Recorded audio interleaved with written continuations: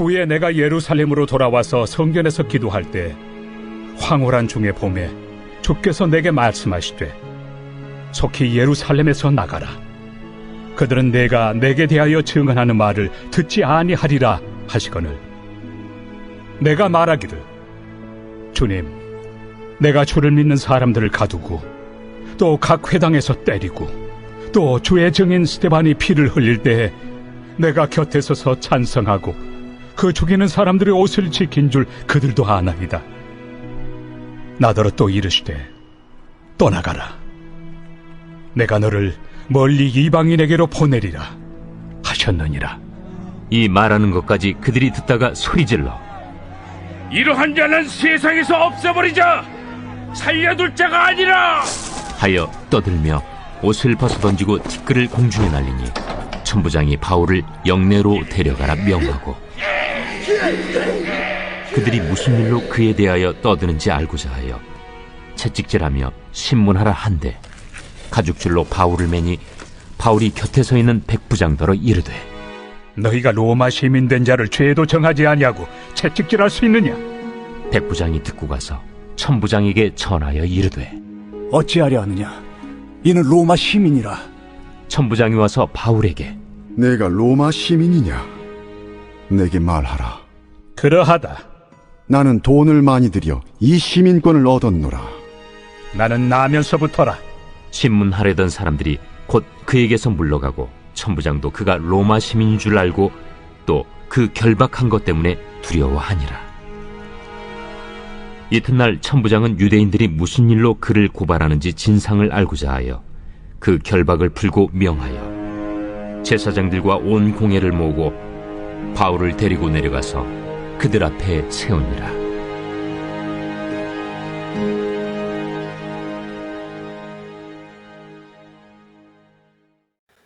오늘 저와 여러분은 예수 그리스도를 나의 주로 고백하며 믿음으로 주님을 따르는 삶을 살고 있습니다. 우리가 예수 그리스도를 주로 인정하고 믿는다는 것은 단지 믿음의 대상이 예수님인 것을 인정하는 것, 거기에만 속해 있는 것이 아니지요. 주님이 우리에게 말씀하시고 주님의 뜻과 계획을 우리에게 선명하게 보여주실 때 내 인생의 주권자 되신 주님의 뜻을 내가 따라 순종의 삶을 살겠습니다라고 하는 믿음의 결단도 함께 이 안에 포함되어져 고백하는 것입니다. 오늘 저와 여러분의 삶의 주권자 되신 주님은 끊임없이 말씀하시고 그 뜻을 계시하시는 주님이십니다. 오늘 사도 바울의 삶 속에서 그가 간증하는 고백을 들여다보면 그가 예수 그리스도를 주로 고백하고 성령께 붙들려 살아가는 동안 얼마나 그의 삶 가운데 주님께서 주도적으로 역사하고 계신지를 분명히 말씀해 주고 있죠. 17절 말씀에 보면 성전에서 기도하는 가운데 황홀경에 빠져라고 말하고 있습니다. 오늘 17절에 기록된 이 말씀은 사도 바울이 아주 특별한 영적인 현상 가운데 오늘 그가 특별한 영적 체험을 했다라고 하는 내용을 말씀하고 있는 것만이 아니죠. 그는 주님과 친밀함으로 어느 때나 어떤 형편에서나 주님과 교제하는 삶을 살았다는 것을 분명히 말씀하고 있습니다. 오늘 저와 여러분이 믿음의 여정 가운데 회복해야 하고 갈망해야 할 것이 있다면 주님과의 친밀함입니다. 사도 바울이 그렇게 기도 중에 주님을 만나 그분을 보고 주님과 대화했던 것처럼 오늘 내 삶 속에 예수 그리스도가 막연한 신적 대상이기만 한 것이 아니라 나와 함께 하시고 내 안에 말씀하시고 또 나를 통해서 선한 역사를 이루어 가심을 경험케 하시는 그런 친밀한 친구와 같은 주님이신 것을 우리의 삶 속에 경험하며 살 때 우린 주님의 도우심과 인도하심을 더 선명히 받을 수 있다는 것을 사도 바울을 통해서 알 수가 있죠. 사도 바울이 그렇게 주님의 선하심과 또 온전하심 속에서 인도함을 받을 때 그가 들었던 메시지는 또 무엇일까요? 18절 말씀에 주님께서 사도 바울에게 말씀하십니다. 서둘러서 예루살렘을 떠나라. 예루살렘 사람들이 나에 관한 내 증언을 받아들이지 않을 것이기 때문이다 라고 말씀합니다. 애초에 사도 바울을 예루살렘까지 인도하신 분은 성령님이십니다. 그렇게 성령의 인도하심을 따라서 예루살렘에 와서 복음을 증언하고 자신의 삶 가운데 행하신 주님의 역사를 선포하는 것, 그것이 주님이 하실 일이라고 기대했습니다. 그런데 주님께서는 바울에게 지금 무엇을 말씀하고 계신 걸까요? 사도 바울의 간증에도 불구하고 사도 바울이 믿음의 고백을 선포하고 선교 여정 속에서 얼만큼 선명하게 주님께서 삶 속에 역사하셨는지를 고백해도 유대인들은 사도 바울의 고백 앞에서 마음을 돌이키지 않을 것임을 말씀하고 있습니다. 주님의 뜻이 오늘 본문 말씀에 명확하게 보이지 않습니까? 주님은 그 누구도 포기하지 아니하시고 복음의 메시지가 선포되어질 여러 길을 열어놓으셨습니다. 유대인이나 헬라인이나 이방인 누구에게라도 복음이 증언될 수 있도록 주님은 역사하십니다. 그러나 우리가 그렇게 믿음의 고백을 가지고 선포한 때에도 그런 주님의 인도하심과 또 주님의 역사하심에 순종하여서 복음을 증언하고 주님께서 맡겨준 사명을 감당해도 여전히 마음이 완악해서 죄악된 세상의 것에 붙들려서 마음을 회심하지 않는 이들이 있을 수 있다는 것을 분명히 말씀하죠. 그럼에도 불구하고 우리의 사명은 어디에 있습니까? 여전히 복음을 전하는 데 있습니다. 사도 바울은 예루살렘에 있는 유대인들이 사도 바울의 고백을 듣고 회심할 가능성이 있으니 여기 더 머물러 복음을 전하는 것이 맞지 않습니까? 라고 주님께 그렇게 이야기하고 있습니다. 19절 이하에 사도 바울의 증언이 그런 것이죠. 사람들은 나를 잘 알고 있습니다. 내가 얼마나 예수 믿는 사람을 박해했는지, 심지어 스데반의 죽음에 관여하여서 믿는 자들의 죽음을 내가 조장하고 이끌었는지 이들이 다 알고 있습니다. 그런 내가 예수 그리스도를 만나서 변화되었다는 간증을 하면, 믿음의 고백을 선포하고 복음을 전하면 여러분, 주님 이들에게도 소망이 있지 않습니까? 이들에게도 여전히 구원의 여망이 있는 것 아닙니까? 라고 하는 것을 사도 바울은 지금 말하고 있는 것입니다. 이건 사도 바울의 가능성입니다. 하나님이 하시려고 하는 일은 여기까지였습니다. 그리고 하나님께서는 앞으로 어떤 일을 계획하고 계시다고 말씀하고 있나요? 21절에 가라, 내가 너를 멀리 이방 사람들에게로 보내겠다라고 말씀합니다. 저와 여러분이 신앙적인 열정과 믿음의 고백을 가지고 때로 주님보다 앞서려고 할 때가 있습니다. 그때 우리가 분별해야 될 것이 있다면 과연 주님의 뜻이 그것인지를 분별하고 여기에 순종하는 삶을 살아야 합니다. 사도 바울의 열정과 열심, 복음에 대한 열정과 열심이 남달랐던 것을 오늘 본문에 잘 기록하고 있지 않습니까? 그는 어떻게든 예루살렘에도 복음이 선포되어져 많은 이들이 회심하여 주께로 돌아올 것을 신뢰하고 또 그렇게 주님께 간구하고 있습니다. 그러나 그것은 누구의 계획이고 누구의 생각입니까? 철저히 사도 바울의 생각이고 계획이죠. 주님의 뜻이 이제는 예루살렘이 아닌 로마에 이르렀다는 것을 말씀하십니다. 그리고 사도 바울은 이에 대하여 순종할 믿음의 결단과 태도가 있음을 보이고 있는 것이죠.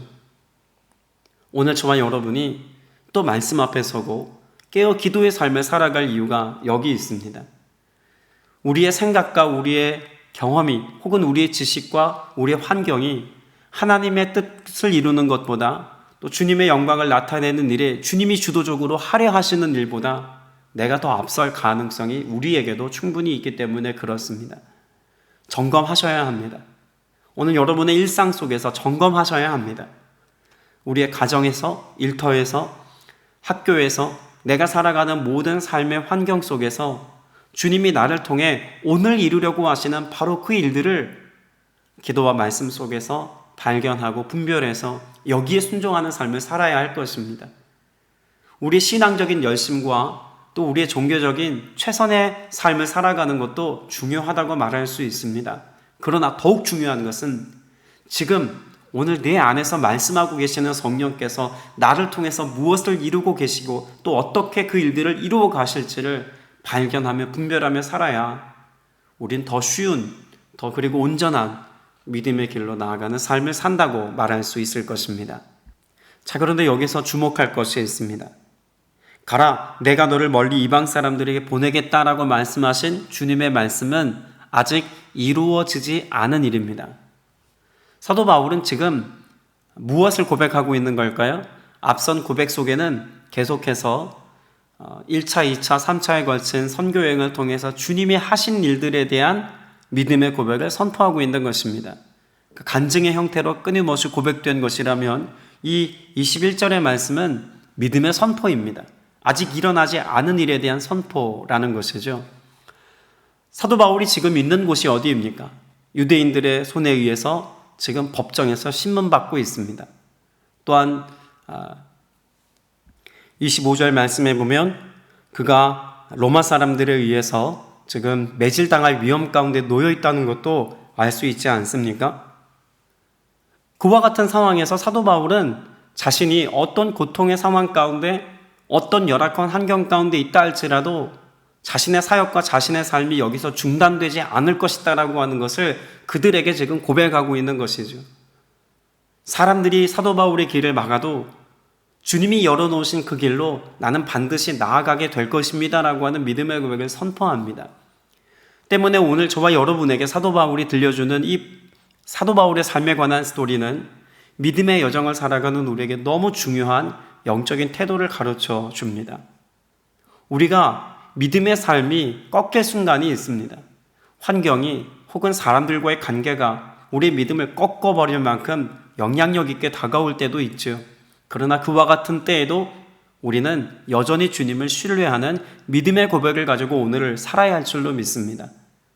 법정에 서 있는 이제 곧 매질을 당하는 그런 사도 바울이 자신의 삶의 모습을 두고 나는 여기 매이지 아니하고 나는 로마로 곧 가게 될 것입니다라는 믿음의 선포를 고백한 것처럼 우리의 건강의 문제가, 재정의 문제가, 환경의 문제가 하나님이 나로 꿈꾸게 하신 바로 그 일들을 온전히 이루기에는 열악한 환경이지만 결국 주님께서 내 삶 속에 이 일들을 이루시고 누리게 하시고 맛보게 하실 것입니다를 입술로 고백하고 선포하는 삶을 살아야 함에 관하여 사도 바울은 잘 가르쳐주고 있는 것이죠. 오늘 여러분에게 이 믿음의 선포가 있게 되시기를 바랍니다. 환경을 뛰어넘는 믿음의 고백과 선포를 가지고 사셔서 주님이 내 인생과 삶 속에 행하시는 선명한 주님의 일들을 은혜로 맛보며 누리며 살게 되시기를 주님의 이름으로 축복합니다. 22절 이하의 말씀을 보면 그런 믿음의 선포에도 불구하고 상황은 점점 더 악화되어지고 있다는 것을 분명히 알 수가 있죠. 22절에 사도 바울의 말을 듣던 사람들이 바울의 말을 끊고 이렇게 이야기합니다. 이런 자를 없애버려라, 살려두면 안 된다라고 소리쳤습니다. 사도 바울은 또다시 죽음과 직면했습니다. 생명의 위협을 받는 자리에 그가 여전히 머물러 있다는 것을 알 수 있죠. 자, 그런데 그가 이와 같은 어려움과 위기 속에서 살게 되어지는 한 방편에 관하여 말씀하고 있습니다. 25절에 사도 바울은 매질을 당하기 전에 자신의 신분을 밝히는 말씀을 기록합니다. 로마 시민을 유죄 판결도 내리지 않고 매질하는 법이 어디 있어? 라고 지금 말하고 있지 않습니까? 사도 바울은 자신이 로마 시민권자인 것을 이야기하면서 당시 법정에서 신문당하는 모든 과정에 관하여서 지금 어려운 상황을 이야기하고 호소하고 있는 것이죠. 재미있는 것은 천부장이 사도 바울이 로마 시민권자인 것을 알고 난 뒤로 도리어 사도 바울을 신문하고 그를 매질하려고 했던 그 상황으로 인하여서 두려워합니다. 오늘 25절 이하에 기록되어져 있는 이 상황의 내용을 보면 사도 바울이 로마 시민권자라는 사실만으로 상황이 역전되었다라고 하는 사실을 명확하게 보여주고 있지 않습니까? 아직 유죄 판결을 받지 않은 사도 바울, 그를 신문하려고 했던 천부장, 이 관계 안에서 주님께서 사도 바울을 생명의 자리로 이끌고 있다는 사실을 명확하게 알 수가 있습니다. 본문의 말씀은 사도 바울이 로마의 시민권을 가지고 이 어려움의 상황을 잘 해결해 나갔다라는 사실만 우리에게 보여주고 있는 것이 아닙니다. 여기에는 사도 바울이 전하려고 하는 더 중요한 영적인 메시지가 담겨 있습니다. 사도 바울의 정체성은 유대인이지만 로마의 시민권을 가지고 있었기 때문에 죽음과 또 두려움의 문제로부터 지금 건진바 되었다는 사실을 명확하게 보여주고 있지 않습니까? 오늘 저와 여러분은 예수 그리스도로 말미암아 이 땅에서의 삶을 살고 있지만 천국의 시민권을 가진 하나님께 속한 하나님의 백성이요 천국의 시민이다라고 하는 사실을 인식하며 살 것을 가르쳐주고 있는 내용이기도 합니다. 에베소서 2장 19절에서 사도 바울은 믿는 자들의 신분의 변화에 관하여 뭐라고 말씀하고 있을까요? 쉬운 성경으로 읽어드리면 이렇습니다. 이제 여러분은 더 이상 낯선 나그네나 손님이 아닙니다. 이제는 하나님 나라의 거룩한 백성으로 하늘의 시민이요 가족입니다. 할렐루야. 예수 그리스도로 말미암아 우리의 신분이 이전과는 전혀 다른 차원의 존재가 되었다는 것을 말씀해 주고 있죠. 이것으로 인하여 우리는 세상을 넉넉히 이길 수 있습니다. 우리를 고통스럽게 하고 우리를 절망으로 빠뜨리려 했던 모든 죄의 문제로부터 자유케 되었고 예수 그리스도로 인하여서 영원한 생명에 참여하는 자로서의 삶을 살게 되었다는 사실을 분명히 말씀해 주고 있죠. 오늘 저와 여러분에게 주신 주님이 가장 우리에게 주기를 기뻐하셨던 것은 하나님의 자녀가 되어 살게 하시는 바로 천국의 시민권인 줄로 믿습니다. 사도 바울이 로마의 시민권자라고 하는 사실은 로마의 법의 보호를 받는다는 것을 의미하지 않습니까? 그러면 사도 바울이 우리가 예수 그리스도로 말미암아 새로운 피조물이 되어지고 하나님의 자녀가 되어 천국의 시민권을 가지고 살아간다는 것은 단지 그런 상태가 되었다는 것을 설명해 주는 것만이 아닙니다. 그런 은혜를 베푸신 주님이 오늘도 우리의 삶을 보호하시고 우리의 삶을 지키실 뿐만 아니라 그 어떤 세상의 도전 앞에서도 넉넉히 이기는 자로서의 삶을 살게 하시는 은혜가 있음에 관하여 말씀하고 있는 것입니다. 오늘 주님이 여러분의 삶을 보호하십니다. 주님이 우리의 인생을 책임져 주십니다. 주님이 우리의 삶을 고와 같이 버려두지 아니하시고 그 전능자의 날개 아래 우리를 품어주셔서 그 어떤 영적인 도전과 세상의 도전 앞에서도 넉넉히 이기는 자로서의 삶을 살게 하시는 줄 믿게 되시기를 주님의 이름으로 축복합니다.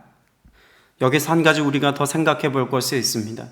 우리가 천국의 시민권을 가지고 하나님 나라 백성이 되어 살아간다는 것은 주님과 연합하여 살아가는 자가 되게 하시는 은혜라고 하는 사실을 명확하게 인식해야 합니다. 로마서 8장 9절에 이렇게 말씀하죠. 만일 너희 속에 하나님의 영이 거하시면 너희가 육신에 있지 아니하고 영에 있나니 누구든지 그리스도의 영이 없으면 그리스도의 사람이 아니니라. 우리가 그렇게 그리스도의 영을 가진 그리스도의 사람이 되었다는 것은 무엇을 의미하는 걸까요? 이어지는 8장 11절 말씀에 보면 예수를 죽은 자 가운데 살리신 이의 영이 너희 안에 거하시면 그리스도 예수를 죽은 자 가운데 살리신 이가 너희 안에 거하시는 그의 영으로 말미암아 너희 죽을 몸도 살리시리라. 할렐루야. 오늘 저와 여러분이 하늘의 시민권을 가지고 살아가 그래서 영에 속한 삶을 살게 된다는 것은 우리가 살아가는 모든 삶의 내용이 이제는 생명에 속한 삶이다라고 하는 것을 말씀하고 있습니다. 이 땅에 살아가는 동안 우리의 생명을 또 우리의 육신과 우리의 모든 삶과 형편 가운데 있는 모든 것을 주님이 보존하시고 보호해 주시는 것뿐만 아니라 이 땅에서의 삶을 마치고 천국에 이르는 삶을 살게 되어지는 어느 때에도 영원한 생명의 길로 우리의 삶을 인도해 주신다는 것을 약속하고 있는 것이 곧 복음의 메시지 아니겠습니까? 사도 바울은 지금 그 복음의 메시지를 선포하고 있는 것입니다. 마태복음 6장에서 예수님께서도 먼저 그의 나라와 의를 구하라. 그리하면 이 모든 것을 너희에게 더하시리라 라고 말씀합니다. 그의 나라와 의를 구하는 것.